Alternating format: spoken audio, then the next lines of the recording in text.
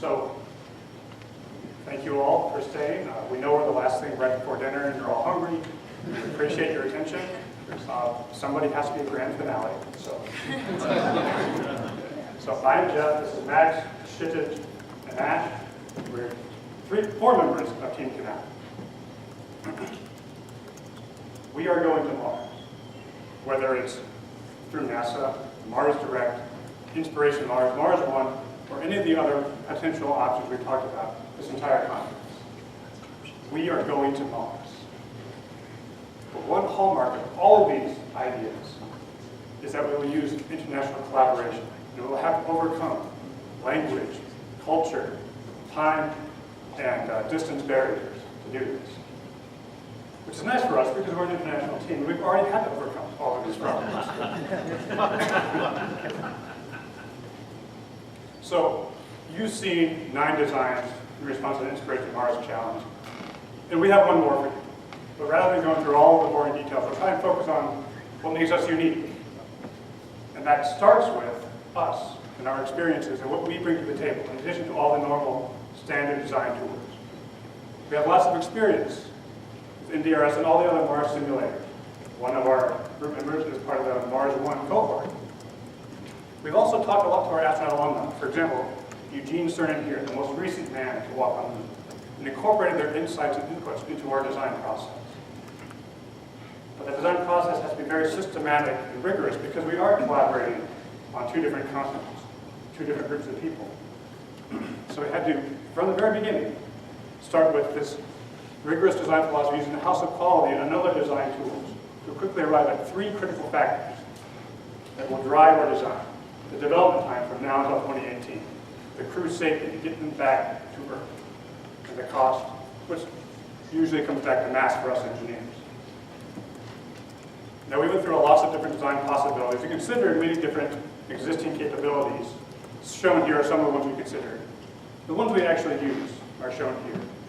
We use an existing Dragon capsule from SpaceX. We have to modify the design for it and build a new NPLM based on existing heritage hardware. And the same for the 18. Shown here is the overall mass with a breakdown by subsystem, as well as this total open volume. That is the volume our crew have to move around after we've packed all of our stuff. And finally, there's an overall total cost here, which we believe to be very comparable to other mission architectures going to Mars. We'll discuss all this in more detail. So, beginning with the path we're taking from Earth to Mars, back to Earth. So in addition to our crewed vehicle, which we have to assemble in orbit, we also have to assemble in orbit our propulsion module to depart from Earth to go to Mars. Giving us an entire mass to LEO, or initial mass to LEO, of 126 metric tons. How do we get them off of Earth to orbit? Right now, there's 2 horses in the race, really, 2 major ones. The Falcon Heavy and the SLS. Both of them work very well, or projected to work very well. Both of them could be used interchangeably or contingencies for one another. We've opted for the Falcon Heavy as our baseline design because of higher expected TRL, lower cost, and other logistical issues as well.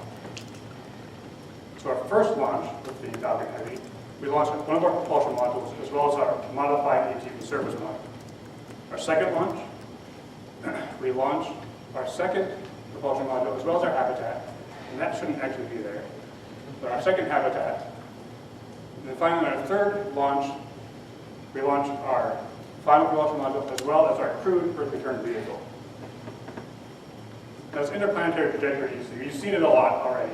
We're not going to cover it again, except to show a little bit of school pride and say this was first discovered by researchers at Purdue University. So go Boilers. Our Earth departure, we have to do 3 burns to escape. To depart Earth, as you can see them here. Now this does add a little bit of complexity and time to the mission, but it also gives us many more abort options. So we feel the increased safety really enhances the design. On the other end of our mission, when we return back to Earth, we perform an aero capture to bleed off a lot of that excess velocity. A lot of teams have already talked about this. Rather than modifying the Dragon capsule, we perform this aero capture and then eventually re-enter Earth for a splashdown in the ocean. Now, we want to talk about this aero capture in a little bit more detail.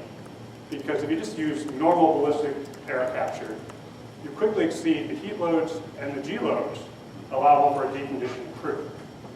So we've used a novel lifting air capture method developed by our colleagues at Purdue University to reduce this heat load here, to reduce the maximum G load, so we can safely return back to Earth. Now the question is, what will they do on their voyage, and how will they survive? For that, I will turn you over to Max.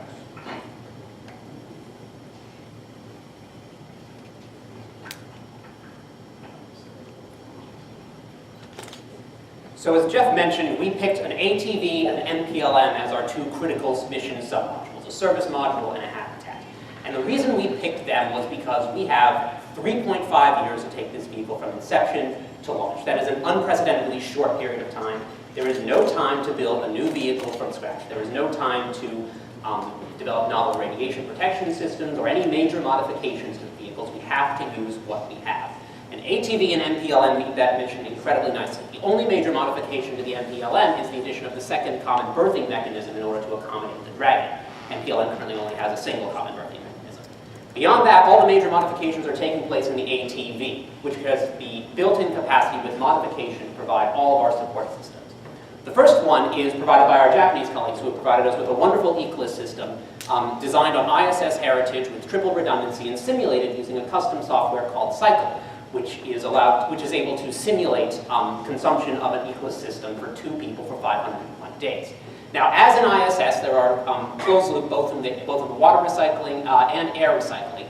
The only major modification we have made is to replace the water resupply process that's usually provided by an ATV with onboard storage, providing for 143 days of excess capacity in the event of a total ECLIS failure. So absent those consumptions, ECLIS operating on 85% efficiency, which is comparable to what you see on ISS, wouldn't need to touch these consumables. These are provided only in the event of backup. Now, as for attitude determination and control systems, again, ATV systems are up to the task. They're not the most efficient way to conduct it, which is why we have decided to modify ATVs slightly using resistojets, venting waste gas overboard in order to maintain the correct sun-astern attitude for the entirety of the flight. This minimizes the thermal cross-section and maximizes the solar panel exposure throughout the flight to put the minimum thermal load and the maximum power availability. In addition, we have the Draco thrusters on the Dragon, which can provide ADCS backup in the event of a failure in an ATV.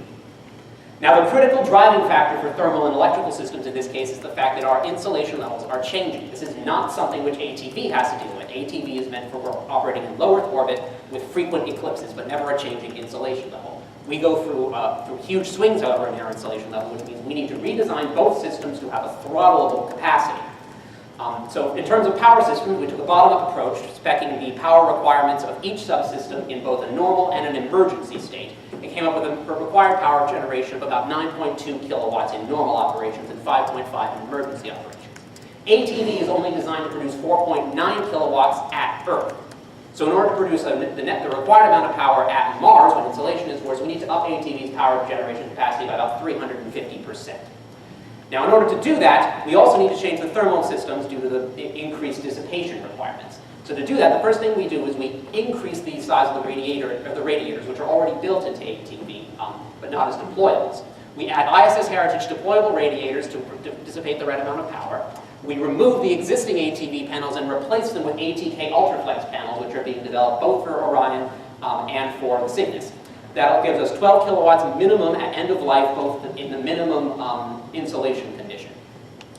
And with regards to power storage, the battery system on board ATV is NiCad, much like all other vehicles designed for low Earth orbit. But these batteries have been designed for frequent cycling due to the eclipse requirements of low Earth orbit. We have only one eclipse in the entire mission. It's not necessary to add more NiCad capacity.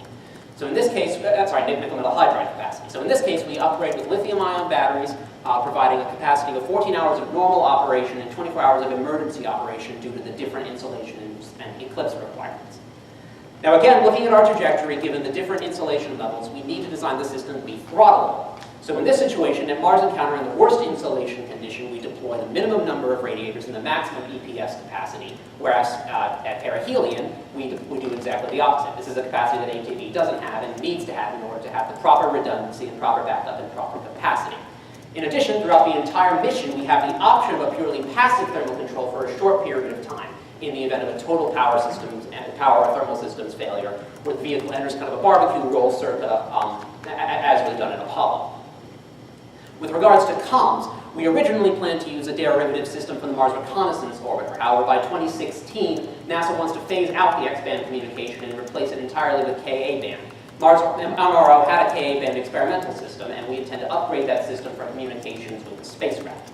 During low Earth orbit checkout, the spacecraft used the TDRSS, just like shuttle and station, communicating with the ground like that. During the cruise phase, it then shifts to a Ka-band, downlink through the DSN. The only time it deviates from that is then during the flyby, during the eclipse, when communication is relayed either through MRO or MAVEN or whichever orbiter is operational at the time of flyby. Doing this will require purchasing time of DSN for about $138 million. In addition to that, the onboard computational resources. Do you need to seat to have face to yourself? It's okay. I'm his father. I'll take care of it. Okay. Sorry for the disturbance. We're sorry. In addition to that, the onboard computational power, both in the Dragon and in the ATV, provides more than enough redundancy with any one of the 3 computers on either vehicle able to provide control for the spacecraft at any time in the mission. So now that we've talked about the engineering of the spacecraft itself, obviously what really matters is the people. We need to keep 2 people alive for an extended period of time. And in order to talk about how I'll do that, I'm going to hand it over to my colleague, Tish.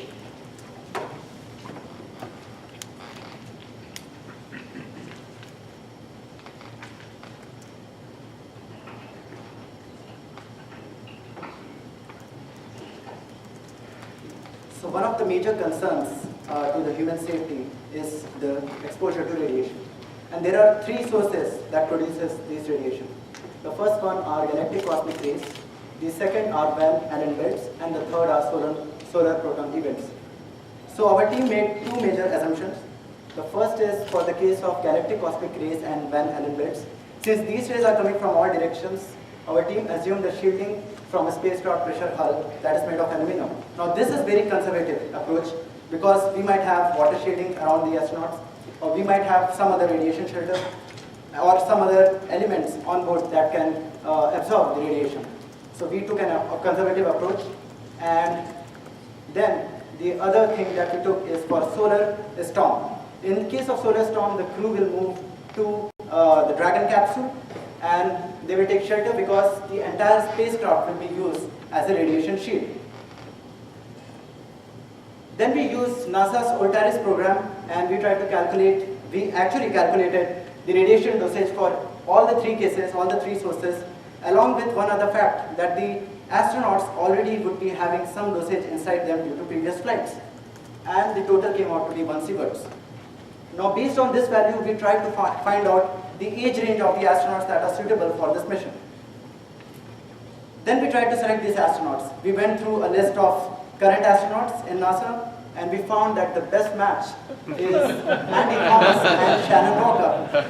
Because they are married for 9 years and bonding is very important for this mission, 501-day long mission, they need to be bonded. They are currently active and they don't have any child, so that won't be a concern, and they are married for 9 years. So all these factors make them the best selection. Also, since they are already astronauts, they require training, but that is mission-specific training. And they need to act as redundant units because there are only 2 on the spacecraft, and they need somewhat more training. That's why our team recommends that we should start the training as soon as possible. Now we looked like who we picked up for this mission. The next thing is about their well-being, mental well-being. So we had a conversation with astronaut Eugene Cernan, and he asked us that if you can, please make your spacecraft feel like home. We took that input and we tried to find out all the potential stresses that the astronauts will undergo. So for this 501-day long mission, they will be confined in a small space that will lead to isolation and monotony. We tried to find out mitigation for these stresses, and we followed the best practices that are used at ISS, MDRS, and the likes. We designed our spacecraft interior based on that, and we used some mirrors so that the astronauts get a feel of more space. We also use innovative indirect lighting techniques so that it gives more visually appealing effect. And we also use LED lighting system to give them a feel of day and night cycle as we feel on Earth. We also tried to keep them connected to the nature, and we thought of having them cultivate farms on this spacecraft. They can pursue their personal hobbies like playing guitar, or they can connect to their loved ones while being in the spacecraft. Also, we thought that nobody likes to stink, or the stinky atmosphere. So we looked into the spaceware aspect as well, and we found that there is actually an ongoing experiment at ISS that produces pleasant odorous environment inside the spacecraft. Also, because they are couples, so we thought that we should have only one sleeping bag to maintain their intimacy. Now, for payload, we thought that the astronauts should make their time useful. It's a 501-day mission. They should do something and keep themselves engaged. So we proposed that they should carry some experiments like protein crystal growth, and that will help in getting some good pharmaceuticals and higher quality crystals. They can also calculate the cumulative dosage of radiation and general health, and that will provide useful data for future missions of this sort. They can use 3D printers for two purposes. One is to prepare spare parts that can be used for maintenance, and also they can pursue their hobbies using these 3D printers. And since the humans will be the closest to Mars the first time, they can capture some amazing pictures and send it back and inspire entire humanity. In order to keep the astronauts into a routine, we came up with a schedule that is based on the current ISS schedule. And we tried to keep some activities in which both crew members are involved, and in some activities only one crew member is involved, so that there is some space between them. Also, we took care of their entertainment, relaxation, sleeping, and all other important things that are required for this 501-day long mission. So now that you have seen the design features of our vehicle, and you have seen who we are going to send, the next task is how we are going to do that. And for that, I would like to call on the stage Ash.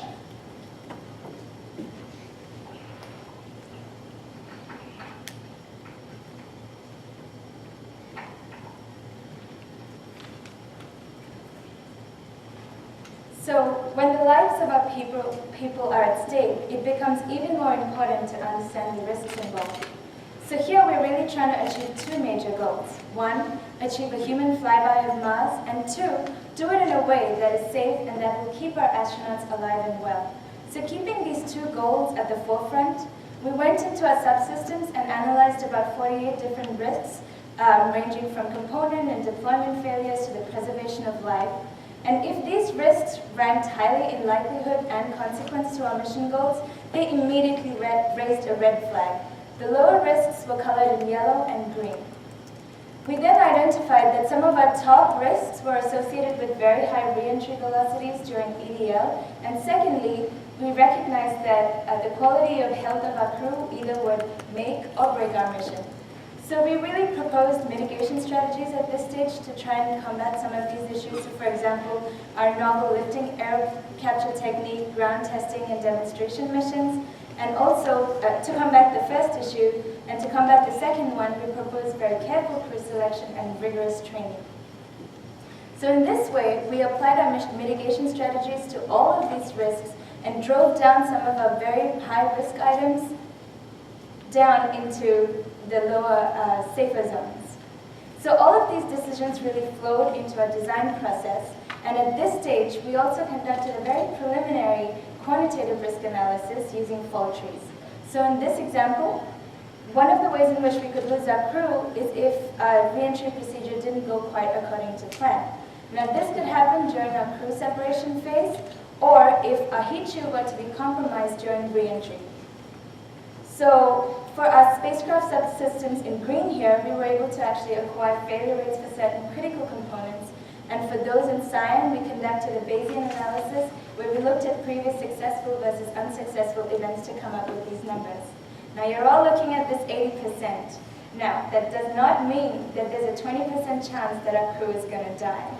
Because not all of these systems are critical to the specific life of our crew, and secondly, not all of these systems are in series, so this gives us an opportunity to enforce contingency and abort options if required. Also, we're only in our conceptualization phase right now, so as we move further into our detailed design, we'd be able to get subject matter experts to shed better light on these numbers. So now we move into the budget that's actually going to support our goals and our proposals. Using a NASA work breakdown structure, we estimate our cost to be around $4.4 billion, and now we add a little bit of reserves to be more realistic, and we're really looking at around $5 billion to make this mission really happen. If we break it down further into the different phases of our mission design, we can see that about 80% of the cost can be attributed to the development, implementation, and test in phases A to D. Now, very consistent with previous finite time crewed missions, such as Apollo, we're looking at spending about 20% in operations in phase E. We've adopted both analogy and parametric cost estimation methods, and we've really tried to keep our logistics costs low because we're hoping to rely on experience and resources from past crewed missions such as the shuttle mission and the ISS. Now, the bulk of our cost driver here can be attributed to a very crucial ECLIS and our crew systems, and the rest goes into the acquisition and the testing and assembly of our vehicle stack.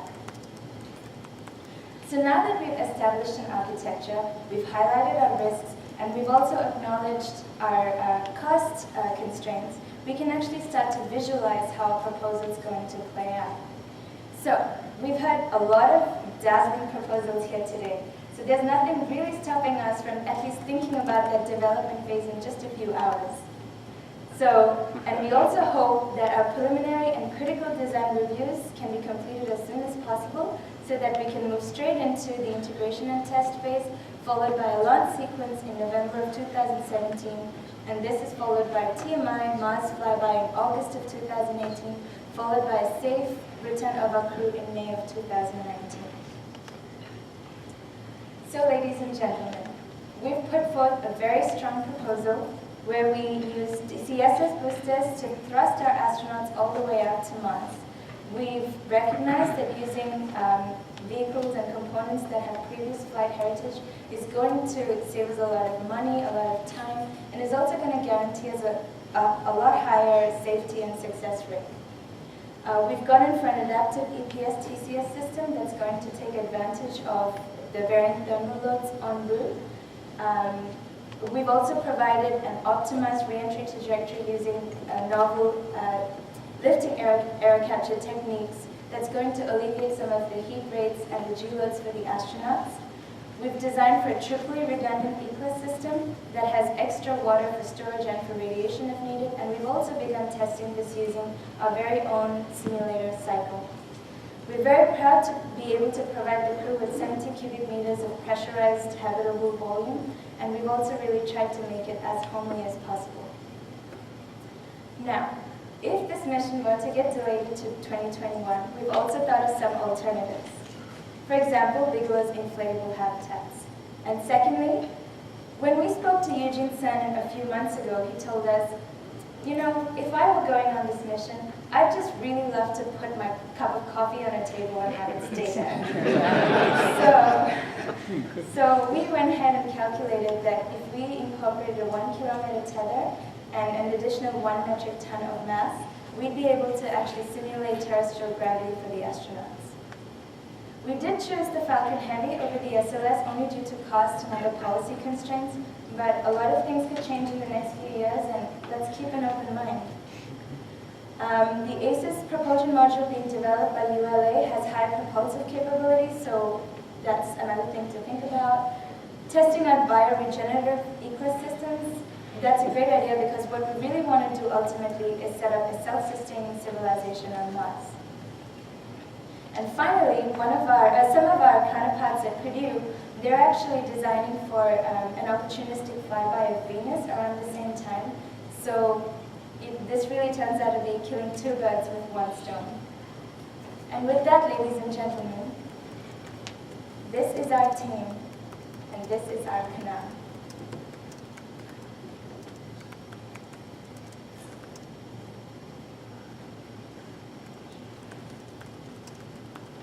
No deflection from the center. The target is up.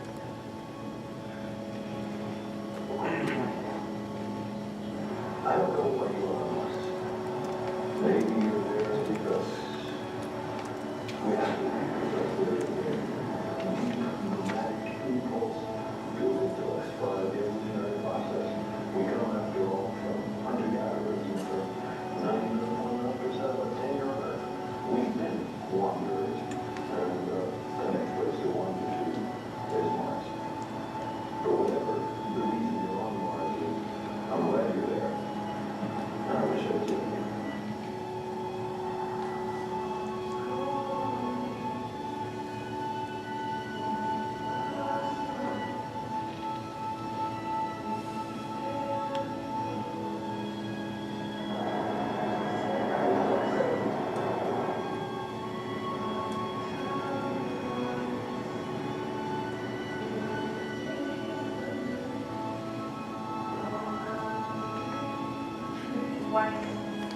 And we have now installed that at 3:55 a.m. in London. The London and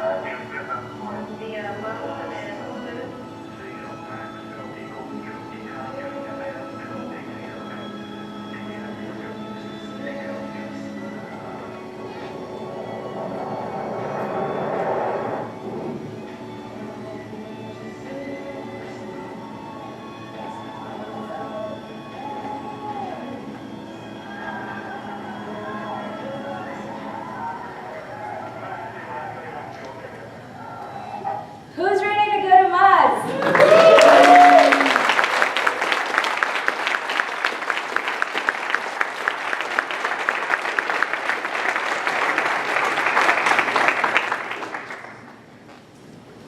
Were there any questions? The lifting body re-entry, what's the L over D of that, and what do you think the entry velocity will end up being? So lift to drag ratio is 0.18. It's of Dragon. Already it's 0.18. That's what we have used for our analysis. And we have analyzed from 14.2 km per second to 10.5 km per second. Okay, very good. And what TRL level would you say that lifting body is? This is not like we are using existing Dragon capsule. It already has lift to drag ratio, but it has never been used before. So we have to do some testing, ground testing as well as some flight testing in order to test this thing. But certainly at Purdue we have done a lot of research on lifting, and it seems to be one of the most crucial ways to land humans on Mars or to bring them back to Earth. Could you clarify the launch and assembly sequence? Yes. Okay, so first launch, we launched one of our propulsion modules as well as our and then those will actually stay mated to one another. Actually, I'll start with this. So in the middle, we have one of the propulsion modules and our ATV. Thank you. Propulsion module ATVs. So those will launch first, and they'll stay docked to one another. And that first launch will allow us to, test out our TCS, and EPS, and the deployments and retractions of all those components. In the second launch, we'll launch another propulsion module, which will have to detach from our habitat. Detach from our habitat and go to the propulsion module will go down here, the habitat will go up here. And then the final launch will launch this last propulsion module and this ERV. This would have to detach anyway because we have to turn it around to attach. So that's one detachment we'd already have to do anyway. Does that help clarify? Answer your question? Yes. Okay. My understanding is that the last ATV has been launched already in the last couple of weeks, and I'm wondering what that will do to your plan. So yes, the last ATV has been launched, but a lot of the infrastructure is still in place. The designs are still there. We have to modify them, of course, as Max mentioned. But a lot of the ground systems are already there. We built into our cost model the fact that we think we will have to restart some of that or hire back in some of those employees, do it again. But it's still, the infrastructure hasn't been thrown away quite yet. In addition, so even though ATV has nominally ended, many of its components are planning to be used in collaboration with NASA as a service module for the Orion capsule. So the infrastructure is still largely in place. And getting the project restarted is, of course, Mr. Tito's job. Convincing the ESA that you can wring one more ATV out of them. You've got 3 launches on pretty much 2-week centers, which I think is probably never done before. You've obviously got probably one orbit for your transverse injection burn. Can you just talk a little bit about the risks associated with the launch sequence? I didn't see that as one of your risks. Okay, so that was actually one of our risks. We just didn't explicitly mention during this presentation. So yes, our launch schedule is very aggressive. We kind of acknowledge that. We wanted to keep that sense of urgency to it, but these can easily slip. The biggest concern really is boil off in the LOX hydrogen tanks. But we can even push that to a month or more, and it really is not a huge concern. We're not going to be losing a whole lot. Does that, I feel like you have more to the question that we haven't addressed yet. Can you please clarify? But that was pretty much there's also the inherent concern that once you've launched one piece up, you have set the day of the moment of your transverse injection burn. So the moment was for something that are tricky. The moment of the transverse injection burn has already pretty much been set based on the interplanetary trajectories. To within a little bit of wiggle room, but yes, there's enough delta V margin in our vehicle stack that we would be able to have a little bit of window to do the TMI burns as well. But again, this is one of those things that, as we're doing the staging, we'll be continually reassessing and making sure that everything will be met. And if we feel that we can't do it, there's always a safe aboard option back to Earth. So the mission may not succeed, but the crew will still be on. Yeah, you have a very international team. It's not really a technical question, but how did you integrate together? How did you We stay Skyped a together? lot. What's that? We Skyped a lot. We got up early in the morning instead of late at night.